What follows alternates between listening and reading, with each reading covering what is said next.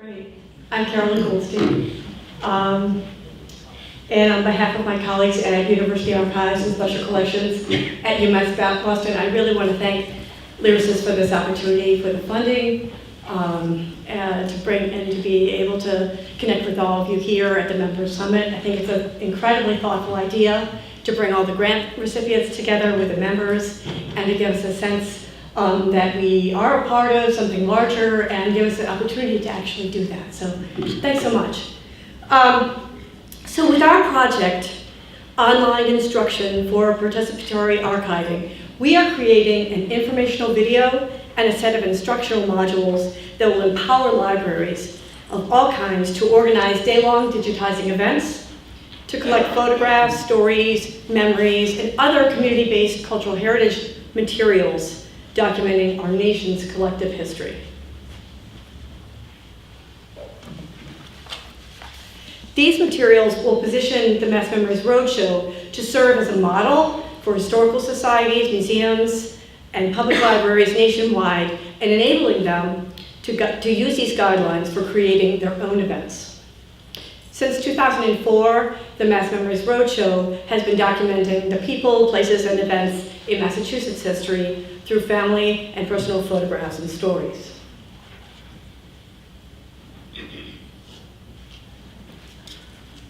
On the one hand, the Mass Memories Roadshow is a public history program where community members come together for a free, public, day-long event to share memories and learn from one another about the history of a town or a common theme.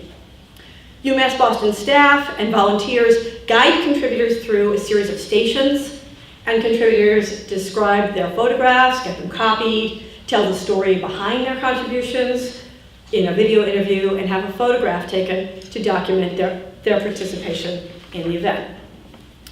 And in addition, contributors have an opportunity to consult with historians and local subject experts, and also get advice from professional archivists about how to care for family photographs and preserve them.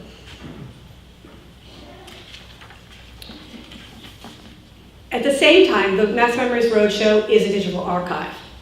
At these events, we build a unique collection of digital surrogates and original first-person narratives documenting the history of Massachusetts communities.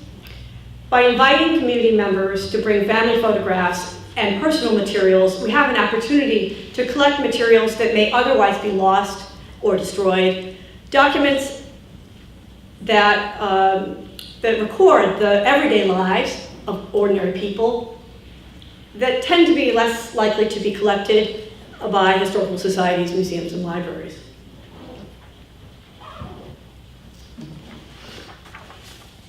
So who is our audience and who do we serve? Participatory archiving allows us to directly serve the people of Massachusetts and all around the country. Our team has been humbled to learn in the process of our work over 15 years that there are many, many underserved and underrepresented groups that have important stories to tell, and we're working to open up the channels so that more of them can share and preserve those histories. Two of our most recent events, Chinese American Experiences Roadshow and another program that documented hip-hop culture in Boston, highlighted the compelling significance of this work for our team in that we're able to support individuals documenting their place in American society and culture. At the recent, right after the hip-hop event that we did at the Boston Public Library in May, we had this comment in my inbox from Rob Stoll, who's a graffiti artist and graphic designer based in Boston. This is our legacy. We're given the opportunity to tell it in our own words. How often does that happen? So we're not the only ones who are doing this. There are a lot of really great programs like ours around the country. At the same time, our team saw an opportunity to step up and try to package what we do for the rest of the world. And it was initially triggered really because we were approached by our colleagues throughout the country who are interested in holding similar events. And we've always made our project handbook freely available online, but this publication doesn't really paint a full picture of the details of how we do what we do. And in the meantime, we learned from a survey of our past partners throughout the state that they had challenges effectively communicating what to expect from our events and how to participate in them. So we realized that to truly assist our colleagues in undertaking independent initiatives and helping them to replicate our program, we needed to more clearly articulate what we were doing and how. And I can't remember who the speaker was this morning who talked about making tacit knowledge explicit, but that really connected with me because that's what this is all about. We know the ins and outs, but we want to map it out and really draw it out so others can use what we know. So the Catalyst Fund is enabling us to create vehicles for sharing our experience with all of you and our national colleagues. Our video will describe what to expect at these events. It's intended as a tool to supplement any flyer or word of mouth communication that a community or an archive or a team might use to make it easy to spread the word and encourage participation. The 8 online instructional modules will describe how to operate each of our stations through short, self-paced lessons, and it will be open and accessible to anyone, making it easy to learn from and use the roadshow model. So, in terms of impact, our Catalyst Fund project will provide librarians and archivists with helpful resources to guide participatory archiving. They'll be able to learn from our experience. They won't have to reinvent the wheel. And our goal is to equip libraries, large and small, urban and rural, to reproduce this type of collecting so that individuals, families, and community organizations from ever more diverse corners of the country can share their stories. Ultimately, the video and instructional modules will allow more unrecorded community histories, stories of underrepresented groups to be collected, preserved, and made accessible by our nation's cultural institutions. So far, the fund has enabled us to hire the professional staff that we need to do this work, and I'm pleased to report that we're making great progress toward our goals. The video is outlined and scripted. Final shooting is taking place this fall, and the first instructional module is drafted, and we're working to identify the platform and tools for the online training program. Lessons learned. In the process of our work, one of the things that really hit home is that we recommend not attempting launching a new project in the summertime. People have other things on their mind. And I'm happy to take questions and comments and suggestions. Okay, here we go. Oh, wow, they're popping up everywhere. Okay, front, back. Okay. Are your digital days staffed by librarians, archivists, volunteers? I didn't hear the first part of your question, I'm sorry. Are your digitization events, are they staffed by librarians, archivists, or volunteers? Yeah, great question. We have a staffing model that is collaborative. We partner, when we do our events, we partner with communities, and we have a pretty clear division of labor. They bring about 10 to 15 community volunteers, and we bring the equivalent number of UMass Boston staff, history graduate students, history, public history, archival graduate students, and a group of folks we call roadies who have volunteered in their own communities, and they like it so much they come on the road with us. So they're kind of an experienced half of the house. And when we staff each station, at each station we have a combination of those folks on the day of the event. Hi, thank you so much for putting this together. As an institution that will probably use it, I do have a question on how you see other institutions using it that don't have any sort of digital preservation or a way to create access to the content. I mean, that is a huge issue, but I was just wondering if you had like recommendations that you were giving within the videos. Yeah, so that's a great question. We work with all kinds of communities that have a variety of resources, and it's really clear to us that they rely heavily on the fact that we could take all that material home, process it, and upload it and put it on our Content DM platform. We have those tools because we are a university library. Do you mean small libraries, or do you mean museums or historical societies? What do you mean in particular? Most public libraries don't have any sort of system like that. Right. And so as a public library, you know, that's something that I think about. Because digitization and digital libraries cannot be a priority at a public library.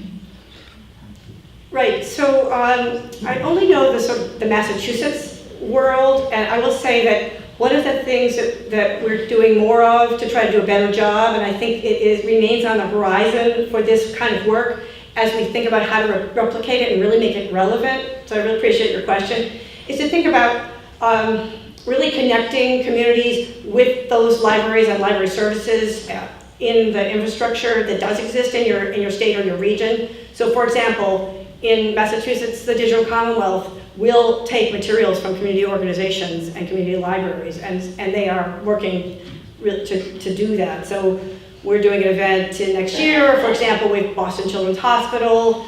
They have a small archive, but they don't have a digital platform. They are going to, with our event, use it as a first opportunity to work with the Digital Commonwealth to start to build digital archive there.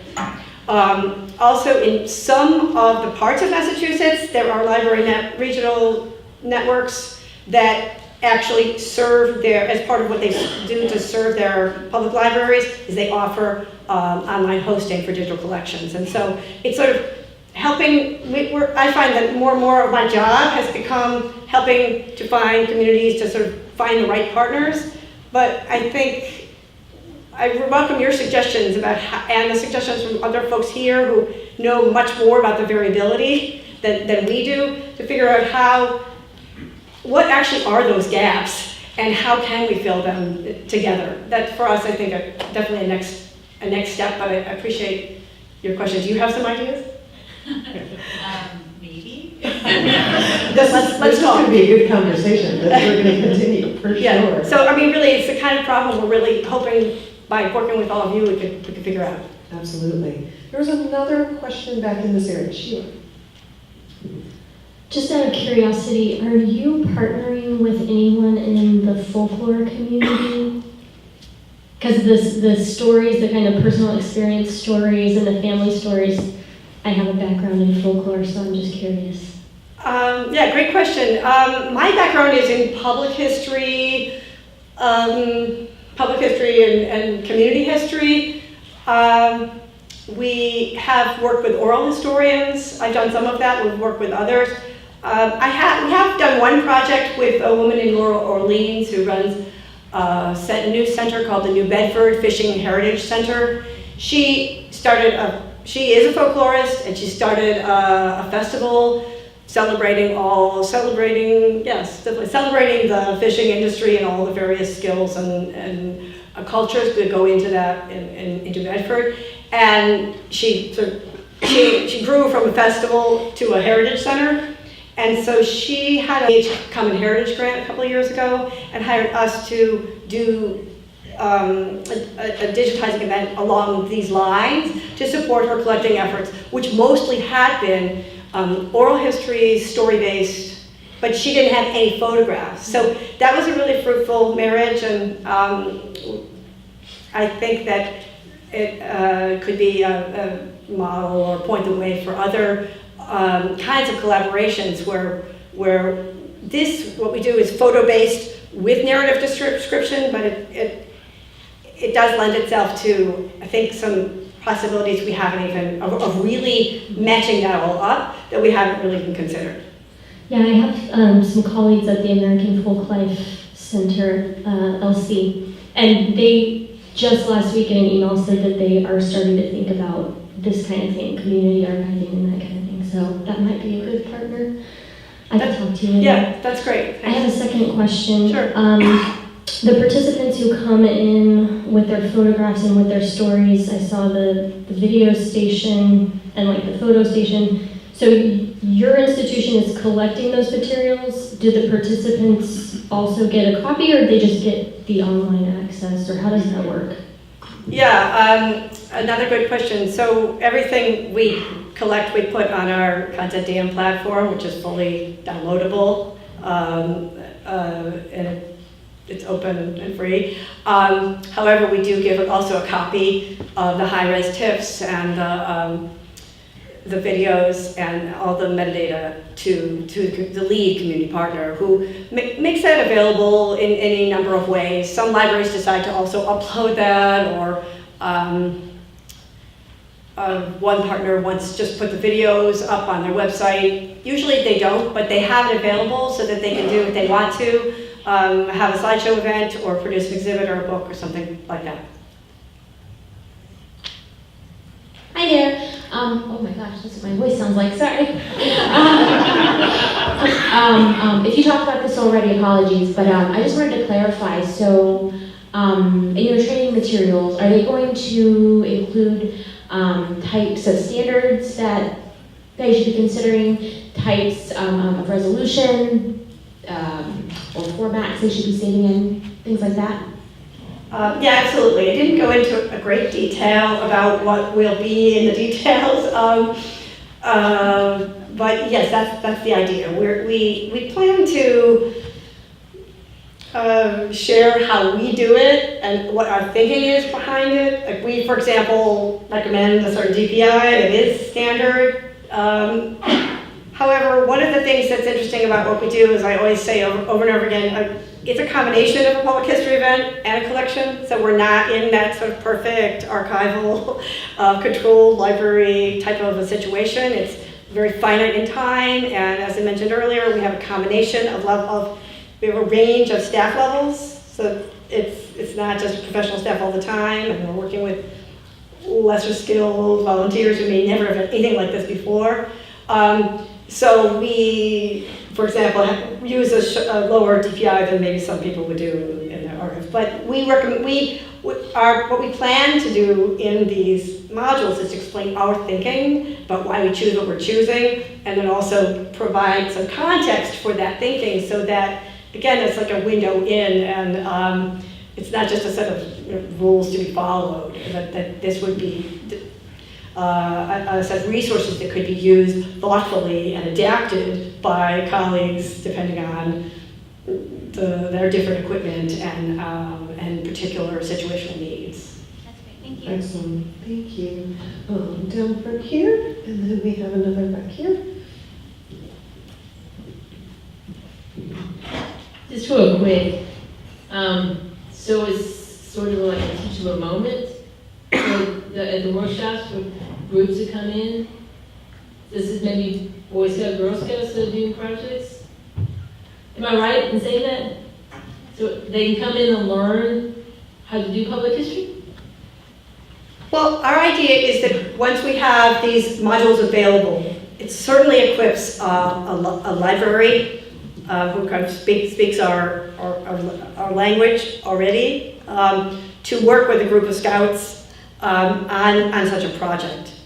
I'm not 100% sure that everything about our modules would be ready for a scout group to just take on their own, but that's an excellent question. I think we mostly think of our library peers as important intermediaries and players, but at the same time, I am a non-technical person. I'm very non-technical. That previous presentation we just heard, I was getting tense. Just like machine learning, oh my gosh, to learn what that is.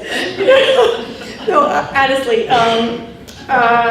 So it's a pretty written in sort of, it's scripted and packaged in a very regular English language kind of thing. So I would hope that maybe some very bright Girl Scouts could do it. But the idea is that libraries are working with communities on these things. And as a woman mentioned in the back, any group, a library or a scout group, is going to need to have some sort of a way to make this material accessible. And that's a critical bottleneck in order for projects like these to succeed.